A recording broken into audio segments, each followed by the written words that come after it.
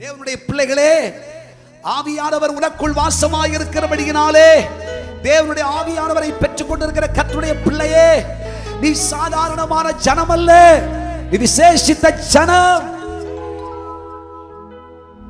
ஹல்லேலூயா, ஆமென்.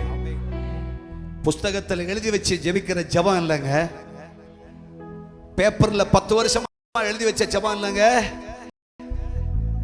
நீ பரிசுத்த ஆவியில நிரம்பி அபிஷேகத்தில் நிற்கும் போது தானா ஜெபம் வரும். ஓ, நாவில கர்த்தர் வார்த்தையை போடுவார், இருதயத்தில் வார்த்தையை தருவார். நீ ஜெபிக்க நிற்கும் பொழுது வார்த்தை வந்து சேரும், வசனம் வந்து சேரும், வாக்குத்தத்தம் வந்து சேரும்.